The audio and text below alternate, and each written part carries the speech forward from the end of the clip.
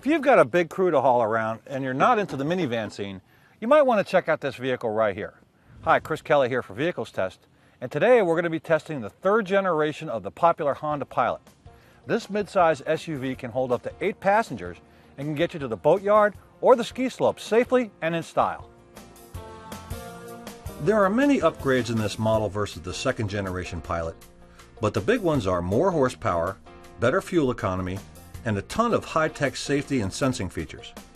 And to make sure you get the customized ride you're looking for in this full-featured SUV, the Pilot now comes in 5 trim levels: the base LX, EX, EXL, the Touring Edition, and the top-of-the-line Elite. All trim levels are also available in either 2 or all-wheel drive, except the Elite, which comes standard with all-wheel drive. Today, we're testing the LX, but we'll also show you some of the bells and whistles you'll get in the upper trim levels. A quick check of the exterior shows Honda's designers have gone all out for a new aerodynamic look. Unlike the previous model, this Pilot has a hood that slopes downward for better airflow and driver visibility, and the front grille has been toned down so it's not so in your face as the previous model. Honda says the new design includes a 1.93% reduction in frontal area and a 10% reduction in the coefficient of drag.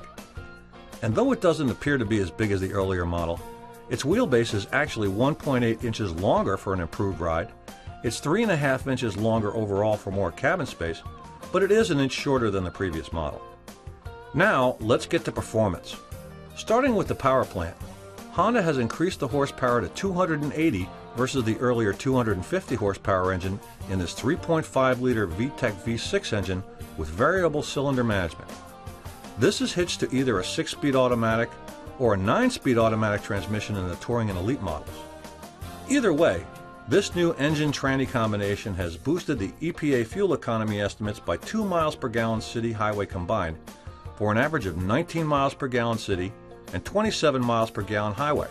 Pretty impressive numbers for an 8-passenger SUV.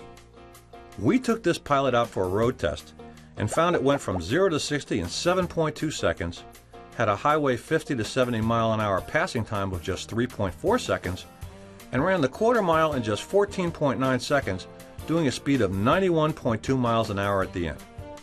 Interior cabin noise was relatively low, registering just 69 decibels at highway speeds.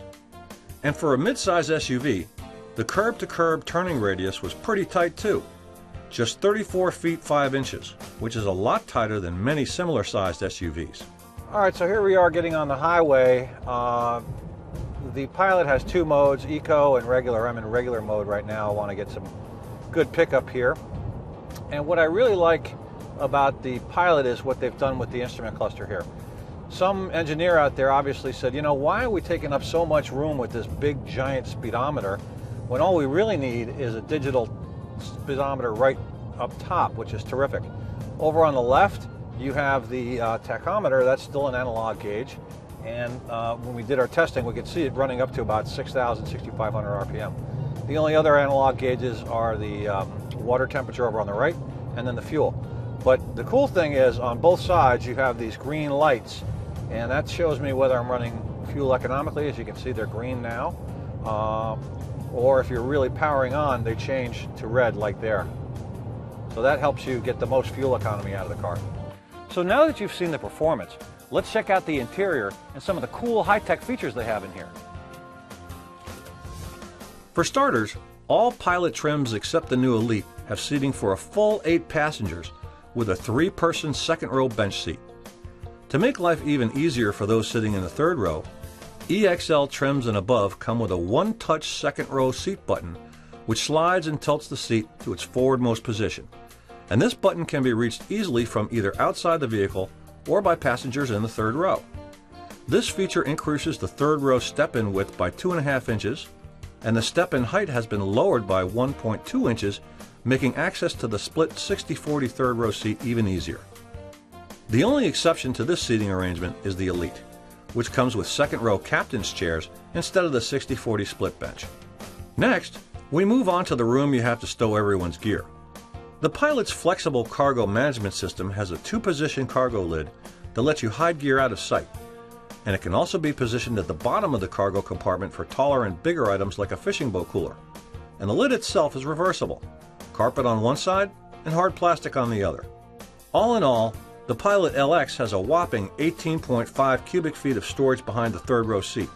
When the third row is folded down, that grows to 55.9 cubic feet, and with all the seats folded down, you get 109 cubic feet of storage space. Plenty of room for a few mountain bikes, boat gear, and more.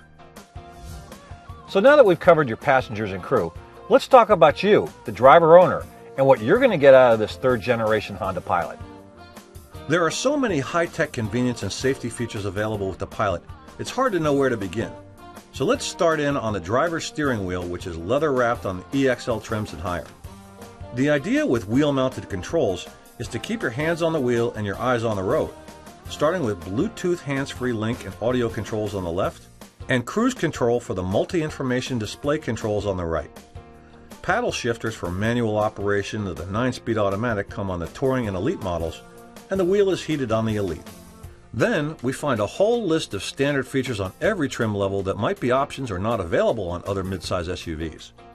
The list includes push-button start, hill start assist, cruise control, and a multi-function center console storage big enough to hold a purse or up to 5 iPads. Then there are a few other niceties on EX trims and above, such as the HomeLink remote garage entry system, 10-way adjustable driver's seat with power lumbar support, a conversation mirror, and a multi-angle rear view camera.